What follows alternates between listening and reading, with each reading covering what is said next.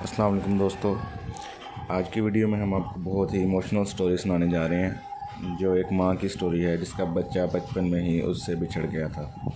तो चलिए सुनते हैं स्टोरी उसी की माँ की ज़ुबानी। मैं कौन हूँ? मैं शाहज़ेब की माँ हूँ। उम्मीद है आप सब ठीक होंगे। शाहज़ेब मेरा पहला और इकलौता बेटा है। मैं बहुत प्यार करती हूँ इससे। वो जब पैदा हुआ तो मैं बहुत छोटी थी। उसके खाने पीने का मुझे कोई अंदाज़ा नहीं होता था। वो अक्सर भूखा रहता था।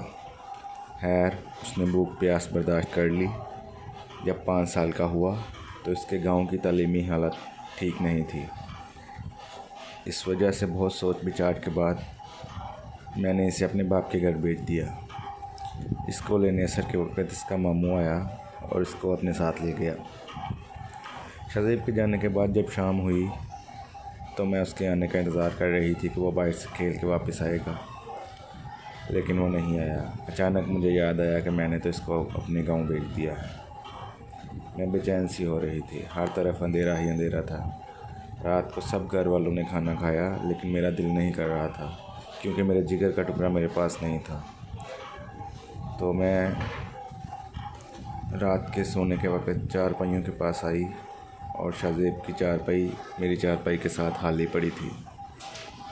मैं अपनी चारपाई की बजाय शाहज़ेब की चारपाई पर बैठ गई। मेरी आंखों में आंसू आ गए। मैं बेतहाशा रोई, रोते रोते ही सो गई। जब आधी रात हुई तो मेरे बेटे की आवाज़ मेरे कानों में आई, अम्मी, अम्मी, अम्मी जी मुझे पानी दो। जब मैं उठी तो कोई नहीं था। वो बहुत रात मेरे लिए बहुत सख्त रात थी। मैंने रोते हुए गुजारी।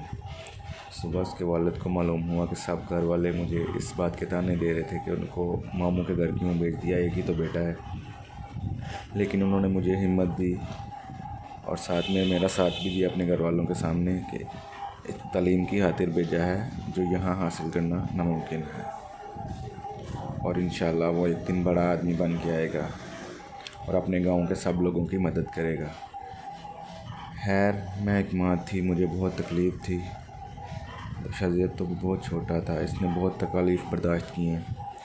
वो स्कूल की छुट्टियों में मेरे पास आता था और कहता था, मुझे कोई अच्छी बात सुनाओ जिससे मैं बड़ा आदमी बनकर वापस आपके पास आ जाऊं। मैंने बहुत हंस कर इससे देखा, क्योंकि ये बच्चा था, बोल रहा था।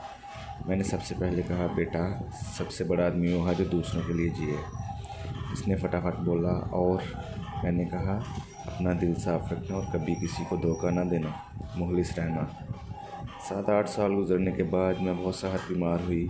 मेरा बेटा मेरे पास आया। वो मुझे तसल्लियाँ दे रहा था कि माँ, अब बहुत जल्द ठीक हो जाओगी। माँ, मैं भी आऊँगा, मैं अब बड़ा आदमी बन गया हूँ, मैं हमेशा स्कूल में अव्वल आता हूँ। अचानक मुझे एक झटका सा लगा और मेरी रूह मेरे जिगर के गोद में उठना शुरू हो गई। मैंने एक चीख मारी और वो भी बेहोशी से मेरे दामन में आ गिरा। लोग मुझे मेरे असली घर यानी कब्र तक ले गए। शाहज़ेब आता, अपने नन्हे हाथों से मेरे रब के सामने मेरी सिफारिश करता, और इस सिफारिश को अल्लाह ने कबूल भी फरमाया। उसको जब भी कोई बात होती वो मुझे आके सुना देता। एक दिन वो बहुत खुशी मेरी कब्र के किनारे बैठ कर कहने लगा कि माँ, आज मैं बहुत खुश हूँ, मुझे आप जैसा प्यार करने वाला एक इंसान मिला है, जो है तो बहुत दूर, लेकिन मेरी खुशी पे खुश और गम पे गम ज़्यादा होता है। मैं बहुत खुश हुई कि पहली बार मेरे बेटे ने मुझे खुशखबरी सुनाई है। अब मैं दिल ही दिल में उसको दुआएं देने लगी, क्योंकि मेरा बेटा मुझसे बचपन में बिछड़ गया था। मेरी मोहब्बत उसे नसीब नहीं हुई, लेकिन आप खुश नसीब इंसान हो कि आपको उसकी मोहब्बत नसीब हुई, आप उसे पसंद आ गई हो। इंसान बचपन में अपनी अम्मी के प्यार से महरूम हो जाए तो आप खुद सोचें कि उस पर क्या गुजरती है। जब उसको अम्मी अभी याद आते हैं, जिस तरह आप लड़कियां अपने घर के कोने में बैठ के रो लेती हैं, फिर ख़ास तौर पे वो जिनकी शादी हो चुकी होती है। खैर, कहता था कि अम्मी, मुझे मेरे नखरे उठाने वाली मिल गई है। वो हंस कर कहता था कि माँ, कभी कभी मैं इसे बहुत तंग करता हूँ, लेकिन वो फिर मुझे उफ तक भी नहीं करती। कभी खूब हंसाती है। लेकिन कल अचानक मेरी कब्र के नज़दीक आया और कहने लगा कि माँ, आज मैंने इनसे गपशप में कहा कि मैं आपसे बात नहीं करनी, जैसा कि मैं आपसे कहता था, लेकिन इसने कहा मत करो और चली गई। मुझे बहुत सा दुख हुआ है, लेकिन फिर भी मैंने इसे SMS किए और जवाब नहीं दिया उसने, और रोने लग गया। मुझे कभी भी ऐसा दुख नहीं मिला, कब्र में भी, जो इस बात से मिला। देखिए, मैं अपने बेटे को खूब जानती हूँ, साफ दिल है। थोड़ा सा आपको पागल लगेगा, कभी कभी छोटी मोटी बातों पर रो भी देता है, क्योंकि वह छोटा है और उसे माँ की मोहब्बत नहीं मिली। लेकिन मैं यहाँ एक गारंटी देती हूँ कि मेरा बेटा मेरा गरूर है, उसने कभी मैं बहन को बुरी नज़र से नहीं देखा। थोड़ा सा नादान भी है, क्योंकि उसे औरत का मिजाज नहीं मालूम, किस बात पे खुश होना है, किस बात से खफा होना है, इसका इससे नहीं इतना पता।